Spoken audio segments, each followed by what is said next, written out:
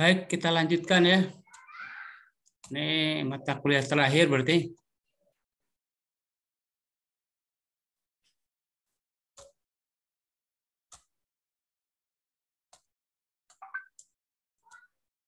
Sudah ada suara? Sudah, Pak. Ya, baik, kita lanjutkan terkait ini mata kuliah terakhir berarti minggu depan tuh udah minggu tenang. Ya, Bapak akan kenalkan terkait konsep ini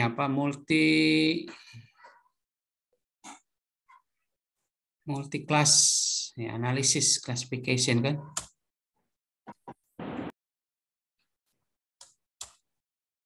Ya, dimulai dengan kita akan introduction to multi class classification modeling ya. Nah, kemarin kalian itu kan presentasi ya atau membangun model itu dengan hanya 2 kelas kan, binary class. Kita akan mencoba bagaimana kita membangun model dan simulasi untuk multi class. Artinya targetnya itu lebih dari 2 kelas. Seperti ini kan, ini termasuk classification analysis sebenarnya. Ya. Simulasi yang berdasarkan klasifikasi analisis. Nah, kalau kelasnya itu lebih dari 2, tentunya itu disebut dengan multi class classification kan, kalau kelas ini 2. Contoh lebih 2 itu seperti ini, kelas target lebih 2. Ini ada kelas ya. Ini ada kelas 1, di sini ada kelas 2. Berarti ada 3 kelas, ada 3 kategori, ada 3 kelompok. Ada kelompok 0, kelompok 1, kelompok 2. Berarti tidak hanya yes or no ya. Ya atau tidak, tapi ada 3 kelompok multi kelas. Nah, tentunya dalam penerapannya dalam membangun modeling dan simulasi, artinya si multi class bisa diimplementasikan, ya, bisa diterapkan ke dalam berbagai bidang, termasuk bidang ini search ya, internet engine ini kan, bisa juga digunakan untuk ke arah sana ini sih. Nah, simulasi untuk multi class application.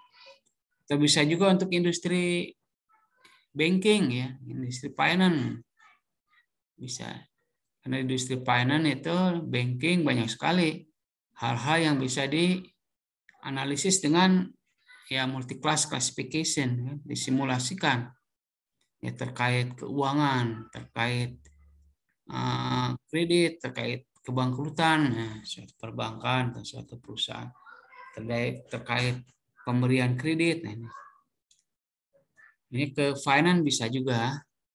Kemudian ke bidang kesehatan, ya bisa juga ke medical. Kemarin kebanyakan ya kalian tuh memaparkan atau mempresentasikan, ya mensimulasikan ya ke dalam bidang kesehatan, ya untuk mendiagnosa penyakit jantung ya kemarin tuh ada untuk mendiagnosa penyakit paru-paru ya dan yang lain-lain. Bisa juga diimplementasikan pada politik sebenarnya. Dalam politik pun ada beberapa hal yang bisa diidentifikasi ya, dalam dunia politik pun. Atau ke bidang spam. Spam ini. Artinya si penerapan ya, analisis ya, klasifikasi ini bisa disimulasikan untuk berbagai bidang yang kita kuasai, tentunya proses bisnisnya kita kuasai, datasetnya kita punyai, mulai pelajari mekanisme dan aturan-aturan yang terkait. Nah, itu terkait model yang berbasis multi class ya, bagaimana simulasinya multi class. Tentunya untuk membangun model yang berbasis multi-class itu ada general problem atau constraint atau kendala ya. Kendala yang perlu kita tangani tentunya supaya model yang kita bangun kemudian disimulasikan akan menghasilkan nilai yang sesuai dengan sistem yang nyata, sesuai dengan sistem yang sedang berjalan. Nah, beberapa hal yang perlu kita tangani ya, terkait ini, terkait datasetnya itu kan tentunya harus berkualitas datasetnya. Jadi antaranya supaya dataset itu berkualitas, itu harus data itu harus dipersiapkan sedemikian rupa. Di antaranya data tersebut yang kita punyai yang udah kita kumpulkan ya dengan data collection yang kita kumpulkan, kita adakan pre-processing tentunya. Pre-processing ya.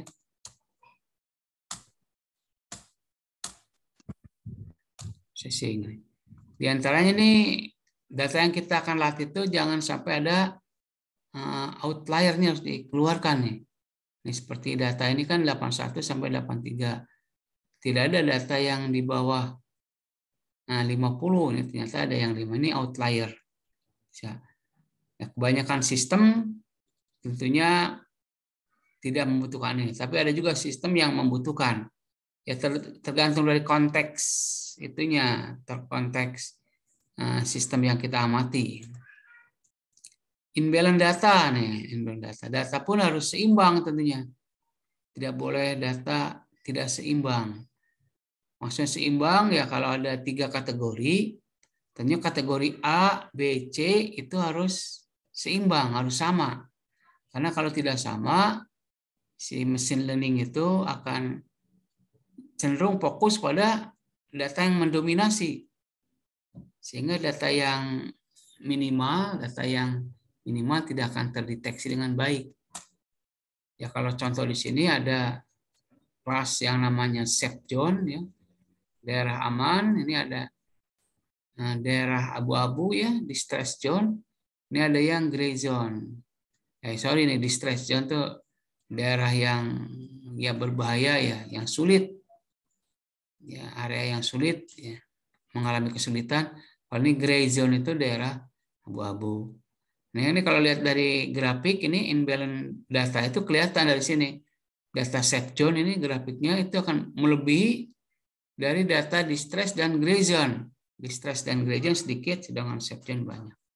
Ini kurang baik nanti akan mempengaruhi akurasi, tingkat akurasi akan kurang optimal. Kemudian dari simbol juga si data tersebut harus dipersiapkan supaya data itu berkualitas. Tidak boleh ada data yang hilang. Missing value ya hilang. Ini data yang hilang nih. Hilangnya bisa terhapus atau bisa dengan berbagai penyebab ya. Ini hilang datanya itu, hilang data. Kita boleh nanti ada sebuah algoritma supaya tidak hilang ini ya, bisa diambil rata-rata. Kemudian ada juga data itu harus dibuat hiperparameter optimasi ya, optimization hiperparameter. Artinya si hiperparameter dari algoritma yang kita akan gunakan itu harus dioptimasi, harus disesuaikan sehingga nanti bisa diharapkan akan menghasilkan akurasi yang tinggi ya dengan diulang-ulang pelatihan. Kemudian bisa juga ya karena si model itu ya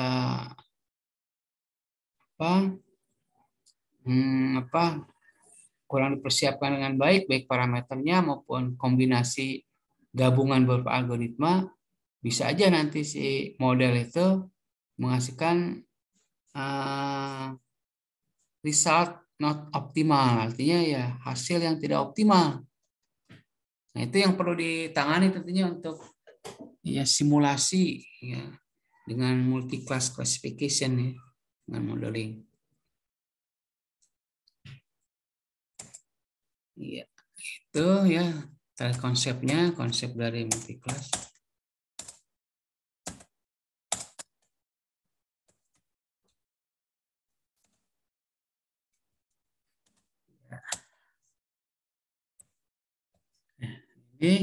Nah, ini tentunya konsep daripada itu apa? Kasus ya. Kasus yang akan kita tangani dengan multi class classification itu. Multi class classification kasus ini contoh kasus. Karena banyak juga sekarang tuh simulasi ya, modeling simulasi menggunakan machine learning itu bisa juga untuk mendeteksi ya galaksi yang ada di alam semesta. Ada seorang peneliti dari MIT, dia membangun model dan mensimulasikan sehingga si model yang dibangun itu bisa mendeteksi dengan cepat galaksi yang ada di alam semesta ini, jagat raya ini. Galaksi ya. Nah, kita akan mendeteksi di sini terkait masalah banking. Ya, banking. Karena termasuk ya perusahaan pun tidak terkecuali sebuah perbankan juga akan mengalami kebangkrutan. Bukan hanya industri manufaktur aja atau industri jasa aja yang akan mengalami kebangkrutan, tapi sebuah industri finance seperti perbankan itu bisa bangkrut. Ya. Di industri perbankan itu beberapa tahun yang lalu itu mengalami kebangkrutan seperti bank, sehingga di merger ke Bank Mandiri. Itu Bank Mandiri itu adalah gabungan dari beberapa bank plat merah. Artinya ada kebangkrutan.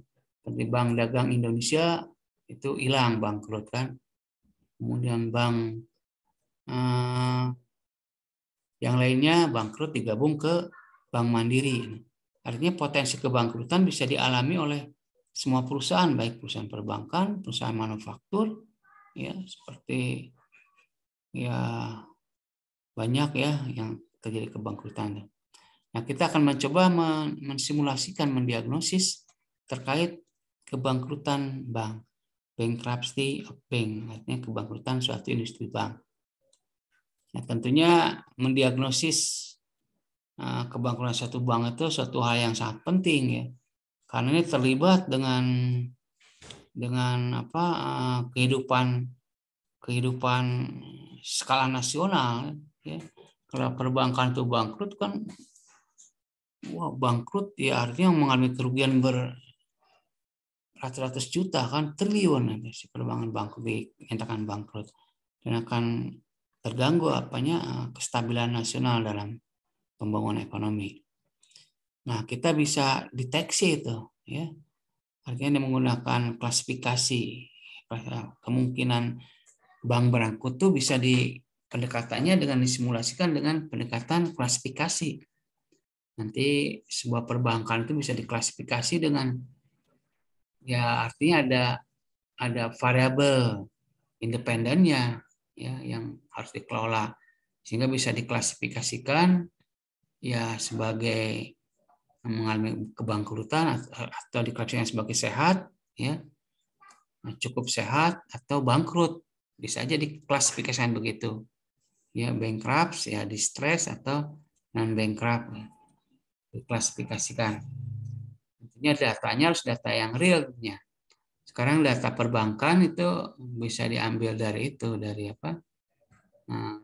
website, baik dari perbankan itu sendiri maupun dari Bank BI, Bank Indonesia atau OJK. Nah, dengan klasifikasi ya tentunya banyak orang juga yang sudah mensimulasikan dalam bidang dengan menggunakan statistik dan menggunakan pendekatan ekonomi. Dan kita akan mencoba dengan machine learning ya. Kalian kemarin sudah mempelajari bagaimana mensimulasikan mendiagnosa penyakit itu. Ini tidak jauh beda juga ya, dengan mendiagnosa penyakit di suatu perbankan. Artinya kita belajar juga memang pengetahuan terkait keuangan, terkait akuntansi, istilah-istilahnya.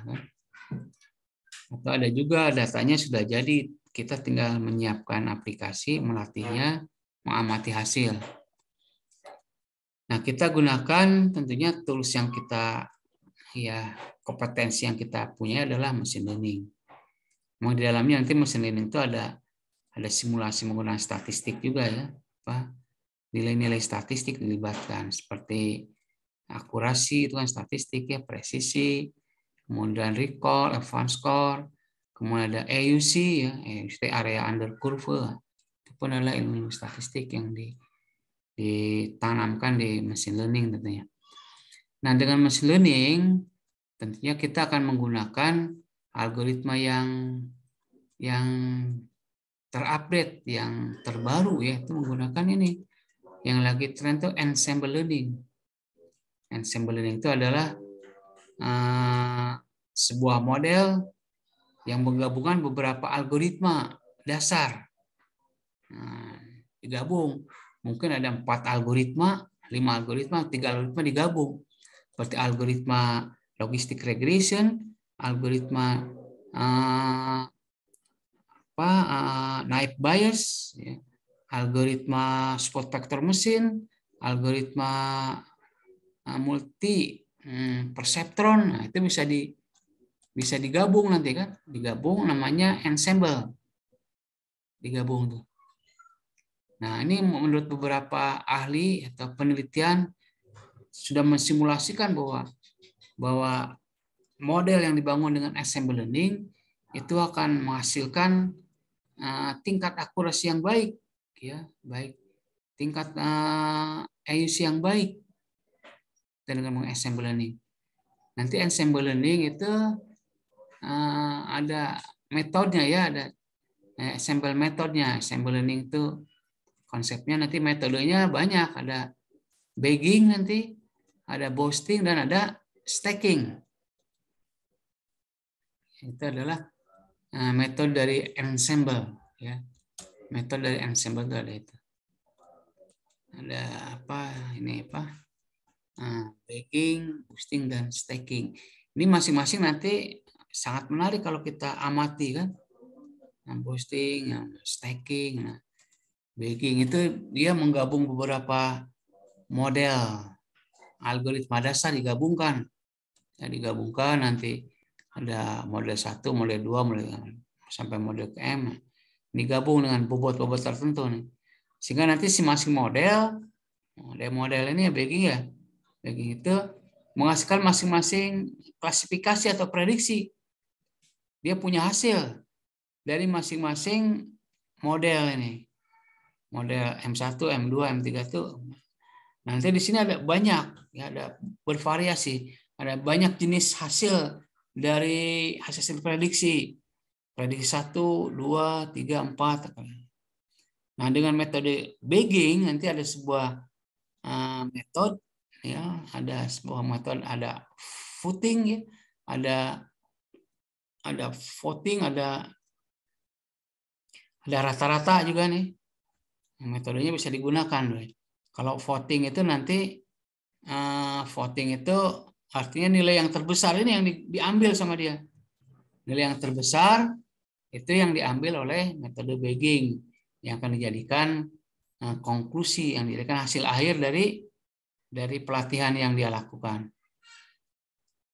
Nah, itu ya. Kemudian boosting juga sama boosting. Boosting kalau bagging itu paralel pengerjaannya, ya, berjalan berbarengan. Ini learning ya, pelatihan semua ada hasil. Nah, beda kalau boosting itu dia bukan paralel tapi serial, ya, dari data 1 ya masuk ke model 1 ya, model 1. Ya, diolah nanti model 1 ini ada kesalahan. Nah, kesalahannya itu yang dimasuk ke model 2. Nah, diharapkan nanti si model 2 bisa memberikan ya, memperkecil kesalahan sampai model 3 terus sampai model ke M ya. Akhirnya di sini didapatkan kesalahannya kecil ya, dengan kesalahannya kecil sehingga tingkat akurasinya tinggi. Itu kalau bagging itu paralel, kalau boosting itu adalah serial. Beda lagi stacking. Stacking itu tumpuk ya, cara menumpuk ya. Numpuk. Nanti ada teksnya stacking nih. Ya, ini hanya introduction aja ya, stacking. Nah, ini apa artinya latar belakang. Latar belakang kan. Kan kalau kita membuat simulasi, tentunya modeling harus bercerita dulu latar belakang. Nah, sehingga nanti bahwa simulasi yang kita buat itu penting, ya. Seperti membuat simulasi untuk untuk mendiagnosa kebangkrutan suatu perbankan itu penting, penting sekali kan, karena sistem itu bisa bermanfaat untuk government, untuk investor kan, untuk ya stakeholder yang terkait terhadap industri perbankan. Itu dilihat latar belakang. Tujuan, tentunya kita pun harus menentukan tujuan. Ngapain kita membuat simulasi? Untuk apa? Kita punya tujuan ya. Tujuannya ya diantaranya untuk ya menguji coba. Bisa aja menguji coba, mengeksperimen model machine learning itu untuk melakukan simulasi terhadap bankruptcy of bank. Ya.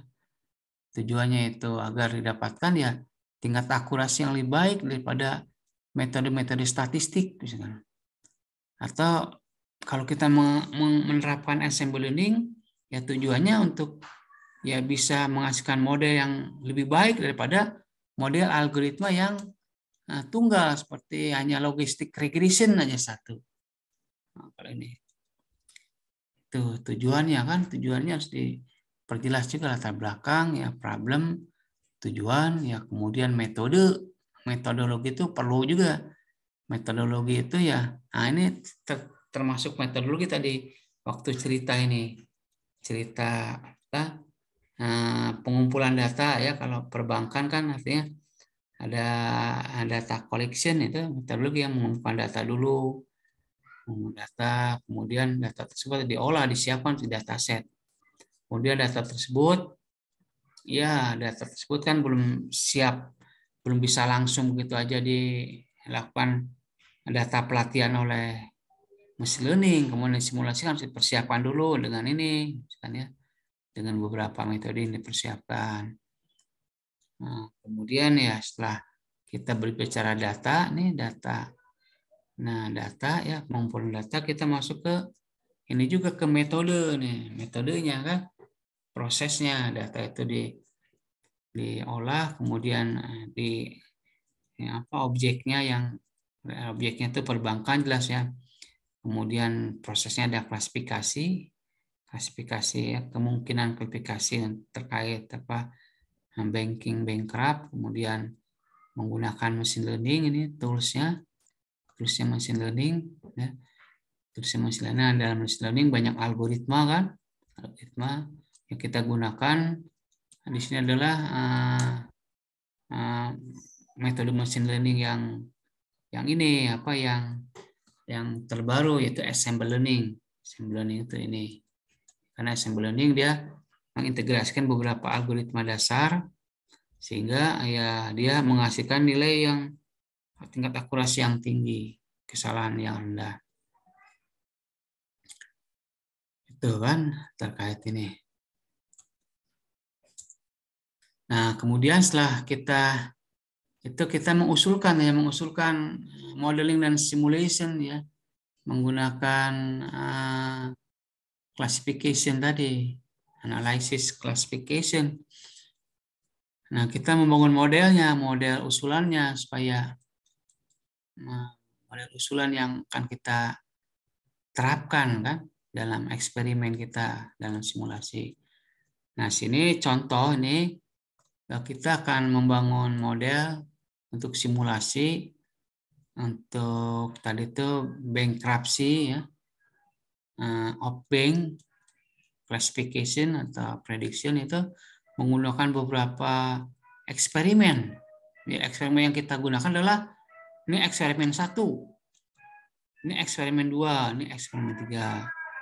Eksperimen 1 apa aja yang kita lakukan? Ya, eksperimen 1 itu kita menggunakan algoritma tunggal seperti ini random, forest, naive Bayes, spot vector machine, gradient boss, logistic regression, descent tree, ada boss, dan LP.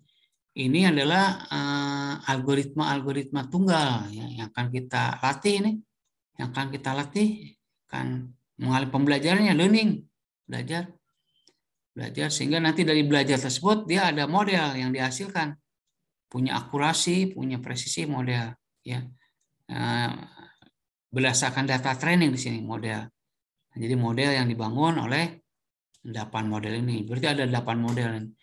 Kemudian ini masih tergabung ke atas ini ya.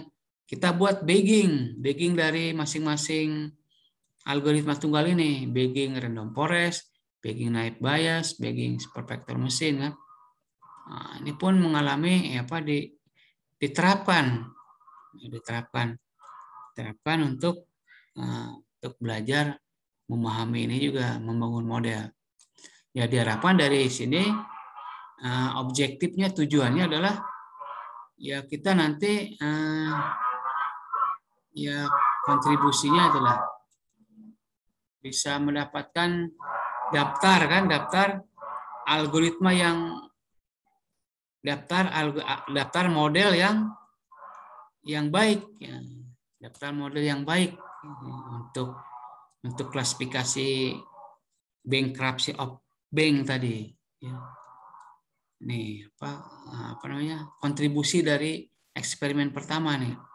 Jadi kita punya daftar ya model yang terbaik ya, model yang baik lah, model yang baik yang bisa dipilih nih, untuk prediksi kan, classification. Kemudian eksperimen kedua ini karena kita ingin bereksperimen ya, eksperimen kedua adalah ini hybrid dari masing-masing algoritma yang menghasilkan nilai baik ya, di hybrid digabungkan, ada 5 hybrid. Yang ketiga ini adalah assemble kita di sini mengensemble beberapa model yang algoritma yang terbaik yang dihasilkan dari eksperimen 2 gabung. Ya, mengalami ini juga pembelajaran di sini. Jadi tiga eksperimen ini nanti menghasilkan model masing-masing, model training yang mempunyai nilai akurasi dan nilai-nilai kontrol yang lain kan. Kemudian baru di testing ya diuji coba dengan data yang ada kan, dengan data yang baru, sehingga nanti hasilnya bisa dilihat ini semuanya ada berapa model, 16, 21, 24 hasil di sini. Nanti bisa dibandingkan mana yang paling baik ya di antara itu semua. Nah, itulah yang kita rekomendasikan nanti untuk didistribusikan, yang dibangun softwarenya kan, sehingga bisa digunakan untuk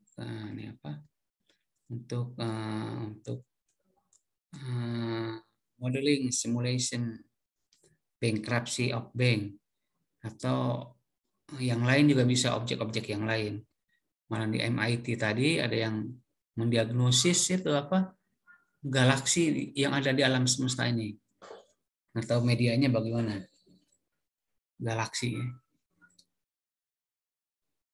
Nah, itu yang bisa dipaparkan, artinya teori-teori ini nanti akan keluar di UAS ya, teori-teori. Silakan kalau ada pertanyaan.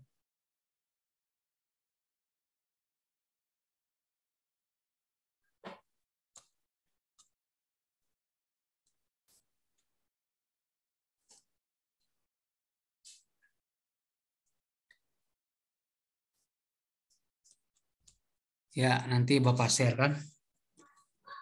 Pajar, masih ada Pajar?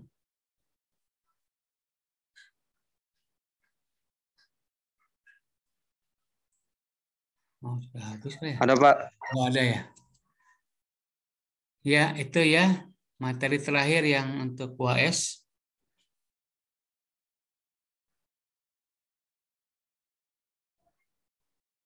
Kalau ada pertanyaan, Bapak cuman sekian.